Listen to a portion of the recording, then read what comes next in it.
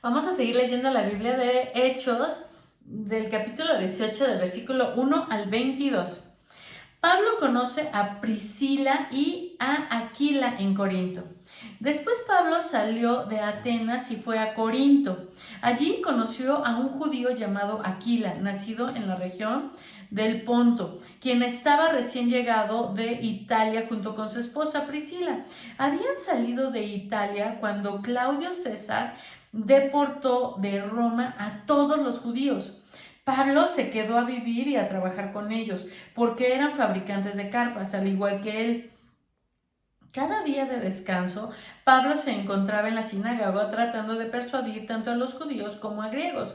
Después de que Silas y Timoteo llegaron a Macedonia, Pablo pasó todo el tiempo predicando la palabra. Testificaba a los judíos que Jesús era el Mesías, pero cuando ellos se opusieron y lo insultaron, Pablo se sacudió el polvo de su ropa y dijo: la sangre de ustedes está sobre sus propias cabezas. Yo soy inocente. De ahora en adelante iré a predicar a los gentiles.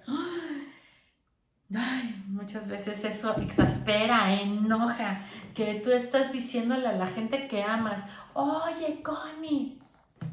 Oye, Connie, es que perdón, estoy leyendo. Entró un mensaje y yo, estás predicando y la gente: oye, Connie, ya, deja de hablar de Dios, deja de leer, deja de no sé qué. Y yo soy de, ay, qué necios. Vamos a leer el versículo 1, dice: Corinto, la descripción. Corinto era el centro político y comercial de Grecia, cuya importancia en esta época superaba la de Atenas. La fama de su gran maldad e inmoralidad había llegado a lugares distantes. Un templo dedicado a Afrodita, la diosa del amor, fue construido sobre una gran colina detrás de la ciudad en esta región popular. La gente rendía culto a la diosa dando dinero al templo y participando en actos sexuales, rituales como prostitución y prostitutas del templo. Prostitutos y prostitutas del templo. Para el ministerio de Pablo, Corinto representaba un gran desafío, pero también una gran oportunidad. Tiempo después escribía una serie de cartas a los creyentes de allí, en las cuales trataba en parte con los problemas de la inmoralidad en la iglesia. De estas cartas todavía se conservan primera y segunda de Corintios. Seguimos leyendo la descripción del versículo 2 y 3. Se esperaba que todo muchacho judío aprendiera un oficio para ganarse la vida. Pablo y Aquila se habían preparado en la fabricación de carpas, cortando y cosiendo tejidos de pelo de cabra. Es posible que vendieron sus carpas al ejército romano para el albergue de los soldados. Como fabricante de carpas, Pablo podía ir a cualquier lugar donde Dios lo mandara y llevar consigo su fuente de ingresos. La palabra en griego que se traduce fabricante de carpas también puede referirse a los curtidores. En el versículo 6 la descripción dice: en otras palabras, Pablo les dijo a los judíos que había hecho por ellos todo lo que podía hacer. Debido a que se rehusaban a creer que Jesús era el Mesías, Pablo iría a los gentiles, quienes serían más receptivos. Y bueno, vamos a ver cómo Pablo estaba predicándole a los judíos. Y hoy, cuando le predicas a las personas que dicen que conocen ya de Dios y no quieren saber nada, que dices: ay, yo mejor me voy a ir a predicar a alguien más, ¿no? Seguimos leyendo el versículo 7, dice: entonces salió de allí y fue a casa de Ticio Justo, un gentil que adoraba a Dios y que vivía al lado de la sinagoga. Crispo, el líder de la sinagoga, y todos los de su casa creyeron en el Señor. Muchos otros en Corinto también escucharon a Pablo, se convirtieron en creyentes y fueron bautizados. Una noche el Señor le habló a Pablo en una visión y le dijo: no tengas miedo, habla con libertad, no te quedes callado, pues yo estoy contigo y nadie te atacará ni te hará daño, porque mucha gente de esta ciudad me pertenece. Así que Pablo se quedó allí un año y medio enseñando la palabra de Dios. Cuando Galión llegó a ser gobernador de Acaya, unos judíos se levantaron contra Pablo y lo llevaron ante el gobernador para juzgarlo.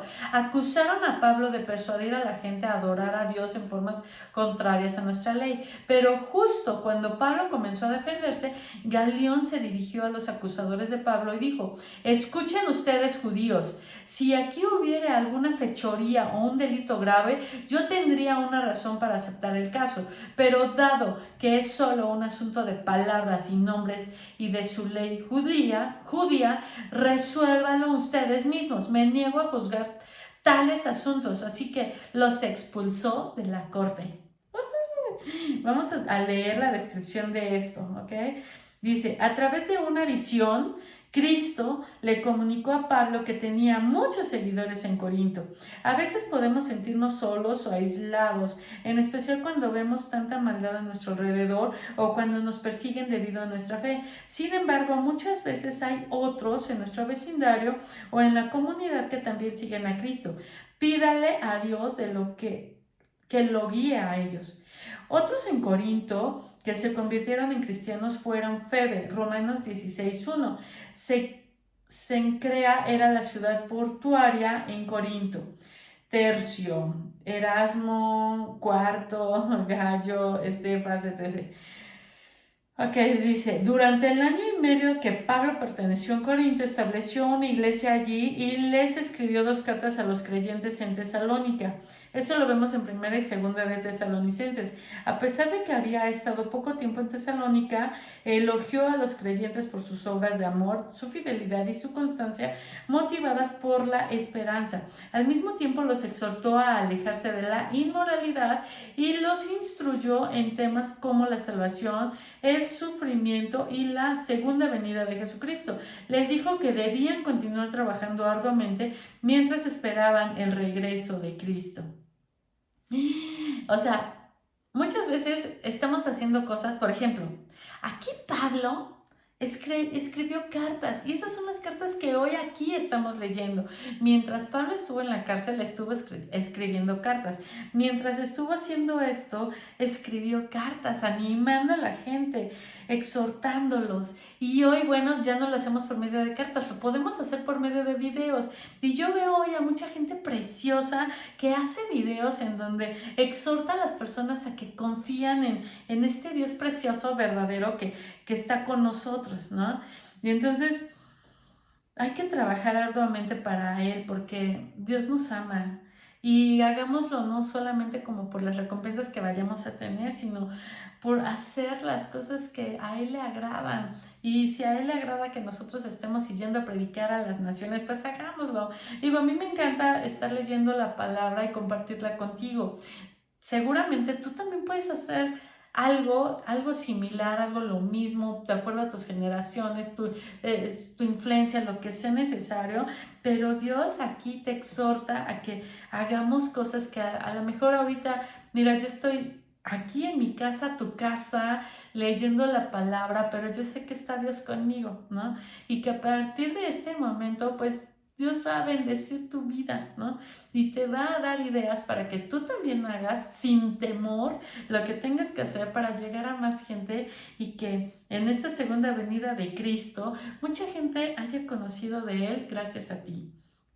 Dice: Galión, un senador romano, fue gobernador de la provincia de Acaya y era hermano filósofo de Séneca. Leemos el versículo 13. A Pablo lo acusaron de promover una religión autorizada por la ley romana, lo cual era prácticamente acusado de traición. Pablo no fomentaba la obediencia a otro rey humano que no fuera el César, ni hablaba en contra del imperio romano, sino que estaba proclamando el reino eterno de Cristo. Y la descripción del 14 y 16 dice: esta era una decisión judicial importante para la difusión de la buena noticia en el Imperio Romano. El judaísmo era una religión reconocida bajo la ley romana. Por lo tanto, mientras los cristianos fueran considerados parte del judaísmo, el tribunal no escucharía acusaciones en contra de ellos. Si hubieran afirmado ser una nueva religión, el gobierno fácilmente lo hubiera declarado ilegal. En otras palabras, Galión estaba diciendo: no comprendo la terminología que usan ni sus detalles teológicos. Arreglen este asunto entre ustedes y no me molesten. Así fue como él terminó de hacer esto con ellos. Vamos a seguir leyendo del versículo 16. Así que fíjate aquí lo que Dios le dijo a Pablo, y quiero también que eso lo tengas mucho en ti y en tu corazón, porque él me lo dijo a mí un día, así, de plano, dijo: no tengas miedo, Connie, o no tengas miedo, pon tu nombre y di: habla con libertad, no te quedes callado, pues yo estoy contigo y nadie te atacará ni te hará daño, porque mucha gente de esta ciudad me pertenece. Así que no tengas miedo, tienes que hablar con libertad, no te quedes callado, porque Dios está con nosotros. Aquí él lo mismo que Dios le dijo a él. ¿Sabes por qué está esto? Porque Dios quiere que esto llegue a nosotros. ¿Lo estás sintiendo en tu espíritu como yo lo siento? Claro, porque Él es el que nos da esta valentía de seguir haciendo cosas para Él y me fascina. Seguimos leyendo. A partir del versículo 17 dice: entonces la multitud agarró a Sóstenes, el líder de la sinagoga, y lo golpeó allí mismo en la corte, pero Galión no le dio a eso ninguna importancia. Pablo regresa a Antioquía de Siria. Esto lo vemos en el versículo 18, en donde dice: después Pablo se quedó en Corinto un tiempo más, luego se despidió de los hermanos y fue a Cencrea, que quedaba cerca. Allí se rapó la cabeza según la costumbre judía, en señal de haber cumplido un voto. Después se embarcó hacia Siria y llevó a Priscila y a Aquila con él. Primero se detuvieron en el puerto de Efeso, donde Pablo dejó a los demás. Mientras estuvo en Efeso, fue a la sinagoga para razonar con los judíos. Le pidieron que se quedara más tiempo, pero él se negó. Al irse, sin embargo, dijo: si Dios quiere, regresaré. Entonces zarpó de Efeso. La siguiente parada fue en el puerto de Cesarea. De allí subió y visitó a la iglesia de Jerusalén y luego regresó a Antioquía. Después de pasar un tiempo en Antioquía, Pablo regresó por Galacia y Frigia, donde visitó y fortaleció a todos los creyentes. Dice, bueno, aquí ya me seguía hasta el 23. Pero aquí íbamos a llegar hasta el 22, en donde dice: la siguiente parada fue en el puerto de Cesarea. De allí subió y visitó la iglesia de Jerusalén y luego regresó a Antioquía. Vamos a leer esta descripción de estos. El versículo 17 dice: entonces la multitud agarró a Sóstenes. Dice: Crispo había sido el líder de la sinagoga, pero él y su familia se convirtieron y se unieron a los cristianos. Entonces Sóstenes fue elegido para ocupar ese puesto. Es posible que quienes golpearan a Sóstenes eran griegos que desahogaron en él sus sentimientos en contra de los judíos debido al disturbio, o quizá eran judíos enojados porque habían perdido el caso en contra de Pablo y habían dejado a la sinagoga en una situación mucho peor. En 1 Corintios 1:1 menciona a alguien llamado Sóstenes. Muchos piensan que se refiere a la misma persona. Con el paso del tiempo se convirtió y llegó a ser compañero de Pablo. O sea, piensan que pudo haber sido Sóstenes. Después leemos la descripción del versículo 18. Dice: este voto de Pablo probablemente era un voto nazareo de naturaleza temporal que finalizaba al raparse la cabeza y ofrecer el cabello como un sacrificio. Lo vemos en Números 6:18. Y del versículo 22 dice: este versículo pone fin al segundo viaje misionero de Pablo y da inicio al tercero, el cual extendió del 53 al 57 después de Cristo, dejando atrás a la iglesia de Antioquía. Su base de operaciones, Pablo se dirigió a Efeso, pero de pasada volvió a visitar a la iglesia de Galicia y Frigia. Durante este viaje dedicó la mayor parte de su templo a Efeso, donde permaneció de 2 a 3 años.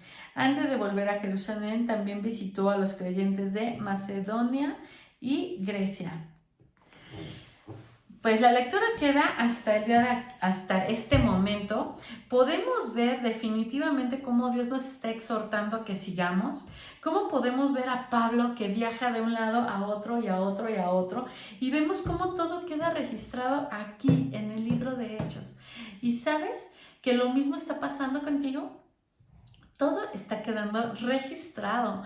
Todo lo que haces, de que voy acá, voy allá, estoy haciendo esto, todo, para Dios todo está registrado. Y si tú estás haciendo algo para Él, no dudes en que Dios lo está registrando y que por supuesto te quedes 1, 2 o 3 años o te quedes en el mismo lugar o estés utilizando redes sociales o lo que sea. Cualquier cosa que estés haciendo y a donde vayas y llegues, permite a Dios que te ayude a impactar a las personas, hablando de Él, de su palabra, bendiciéndolas. Mira, yo algo que me encanta hacer utilizo lo que es la empresa que Dios me dio, que es por medio de la funeraria, y le digo, Dios, o sea, así siempre, ¿no? Llego y yo conozco, bueno, siempre no, la verdad es que a veces ya se me ha pasado y quiero volver a regresar a eso, porque anteriormente decía, hola, ¿qué tal? Soy Connie Kong, ¿no? Y decía, oye, ¿qué crees? Que yo trabajo en una funeraria, y la gente así, uy, ¿no? Me va a vender o quiere que llegue con ella, ¿no?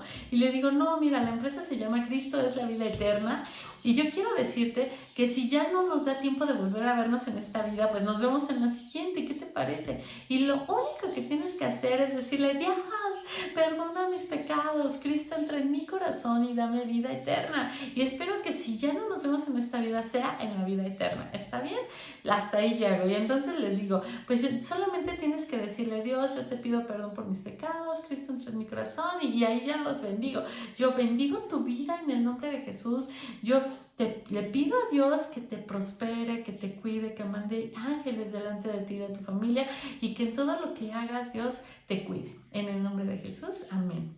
Al final les estoy bendiciendo, les estoy diciendo que reciban a Cristo en su corazón, que pidan perdón, y por supuesto llego yo y le digo, Dios, ten misericordia de ellos. Y yo ya sé que mi espíritu solamente habla su espíritu, y que esta persona podrá ser o no elegida de Dios, ya no depende de ti. Lo único que tú estás haciendo es cumplir con lo que Dios nos está diciendo, exhortando y yendo a donde nos tenga que llevar, hablándole a la gente de Dios, como hoy lo estoy haciendo contigo, y sin miedo saber que todo lo que tengas tiene un efecto. Y cuando tú bendices a alguien, eso tiene una bendición increíble para las personas, tiene un poder así de ¡fua!, ¿no? Y pues seguimos. Sigo leyendo, esta es una idea de lo que yo hago. Por supuesto, tú puedes utilizar lo que quieras, si estás en una papelería, en una tienda, en donde sea, y Dios te permite tener la palabra para que la gente conozca de Él, sería fabuloso. Y bueno, pues mientras tanto hay que llenarnos de Él para que cuando Dios nos utilice para exhortar a alguien, pues tengamos algo que decirle, ¿no? Que todo lo que estemos aquí aprendiendo se quede en nuestra tabla de nuestro corazón, y lo podamos entregar a las personas en el momento en el que Dios quiere que lo hagamos, ¿ok? Señor, yo te doy gracias por la vida de Pablo, Señor, por lo que permitiste que él pudiera escribir, hacer las cartas que él hizo, Señor, en donde tú le hablaste y lo exhortaste, Señor. Gracias, Señor, por todas las preciosas cosas que nos das, en el nombre de Jesús. Amén. Y seguimos leyendo la Biblia.